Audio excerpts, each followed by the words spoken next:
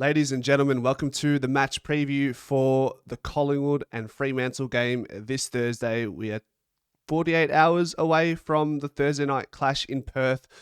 It is massive in many respects, and there's many narratives that are going into this game as well from both sides. We can start with Fremantle and how diabolical they've been and inconsistent they've been throughout this year. Admittedly, I don't watch a lot of footy outside of footy that doesn't involve the Collingwood Football Club this year. I think it's just better for me. I'm just sort of, that's just me, I guess. So I won't go too deep into that right now. But when you come up against a St Kilda side at Marvel, it's never going to be an easy game. But to walk out of the game and concede nearly more than 100 disposals against you and lose the contested possession count and be minus 48 in that category. You lose it in the contest, you lose it post-clearance. You were beaten in every facet of the game. St Kilda wanted the first possession more every time. St Kilda won the clearances 50-22 as well, just to make matters worse. There was not a lot to like. They conceded 31 scoring shots to 10. You were never winning a game of footy with those stats against you. I remember Collingwood in 23 weren't the best team by way of stats when it came to clearance work, contested possession work. There's a lot of numbers that come out now with regards to post clearance. So that I feel like Collingwood probably were strong there, but the stats weren't always available in those times. Fremantle were not good in any of those facets against St Kilda. They were horrible. They're going to come in there. They had their mouth guards on at training, allegedly, according to some footage that we saw. They've got players who lowered their colours against St Kilda. Brayshaw, Sarong had very incredibly underwhelming games. Just going back to their games now. Sarong, how many do you have? He had 15 touches. When does Sarong have 15 touches? He gets nearly 30 a game. Where's Brayshaw? Brayshaw had 18.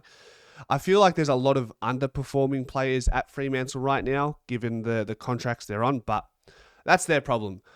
Our problem is what exists within the world of the Collingwood Football Club, and where can we start? We can start with load management.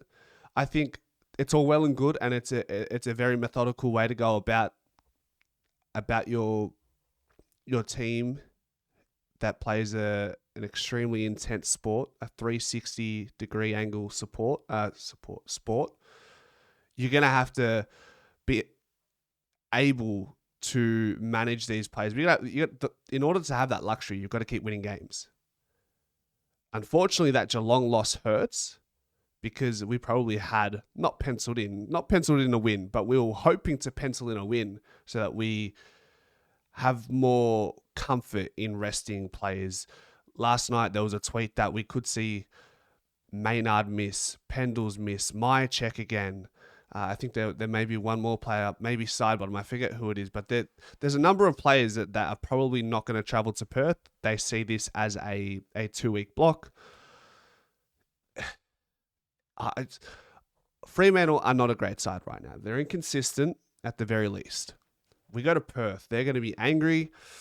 I'd hate to go there, not take our best team and lose, because I'm not ready for the repercussions of the decision to manage the load of certain players.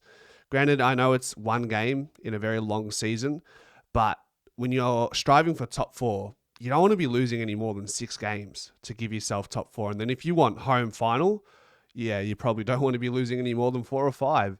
So we're 6-2 now. I'd love that to be 7-2 after this game against Freo. But it's just risky. Alarm bells are going off in my head.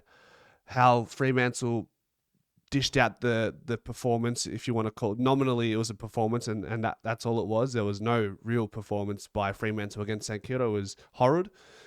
But they're just going to come in. They're going to come in. I can just see them having a crack. And look, it might be for a quarter, it might be for a half. That's all you need sometimes. Look at Collingwood against Geelong. We start slow, we concede the first 3 goals. Yeah, we bounced back, and it felt like we were dominating because we strung together a number of goals and we missed opportunities thereafter. But you've got to be on for most of the game. And I think against the teams like Sydney and Brisbane, we were really starting to show those signs that we were Essendon, kind of. No, more so Sydney and Brisbane. It was a complete and utter 4-quarter domination. And we need more of that. And when you start slow like you do against Geelong, and if you go into the game in Perth against Fremantle and allow that to happen, it's a slippery slope and it's a dangerous precedent. Lockie Schultz will go back to Fremantle as well. I think this is his second time he'd be playing in Perth. The last game was against his last game against the Dockers was the one in Perth last year, that draw. Hopefully Matthew Nichols isn't umpiring again. That would be nice if he could just not be selected for this one. Cost us in the grand scheme of the season, that draw proved very costly. Proved to be the reason why we didn't make the 8. If you want to add 2 points to our premiership points last year, we play finals.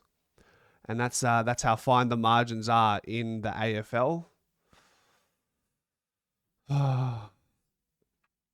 It's just never an easy game every week.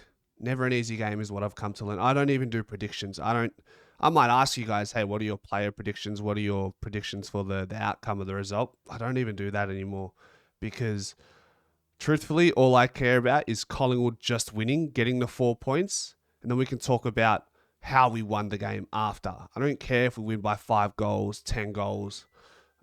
Give me a second. 5 goals, 10 goals. It doesn't concern me. And I don't want to foreshadow how I think we might go about our footy. I just think, it's a redundant sort of prediction. Maybe it's a little bit of bad juju that I think it might bring to the game. Maybe.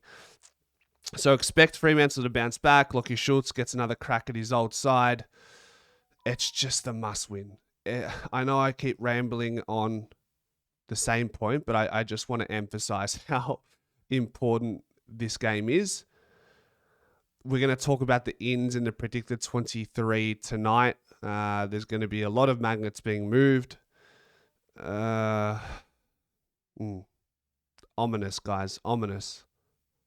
I don't mean to sound like a Debbie Downer, but you just have to respect the opposition and where they're going to be coming from. You don't have a game like they did on the weekend and then not bounce back in some tangible way. So we'll see that in 2 days' time. We're the most experienced side in the league, so I trust that with all these experiences these players have had, playing a long, glorious career at AFL level, they've been in this position before. They've also seen teams be in the position that Fremantle have been in before, and they've come up against them the following week after. So I'm trusting they should know how to manage through those emotions. The other thing that I wanted to quickly mention was how we're the most experienced side in the league, yet we're the most inaccurate side in the league. We're sitting at 45% goal accuracy. So when we shoot on goal, we're 45% going through the 2 big sticks. It's unusual. Like, we're experienced in every other realm, just not it doesn't carry over to the kicking through the big sticks. You got Tim Membry there, Mason Cox, Myercheck, Elliott, Mr. Clutch, Bobby Hill. There's years gone by where Elliott couldn't miss. There's years gone by 2023 for Bobby Hill where he couldn't miss. I'd like to see us just be, a bit more clinical. And I'm sure we're all asking the same question. Where was that clinical ability that we showed in that preseason game against Richmond? I haven't seen it in large portions this year just yet. That's me for now. We'll see you tonight for the predicted 23. Go Pies.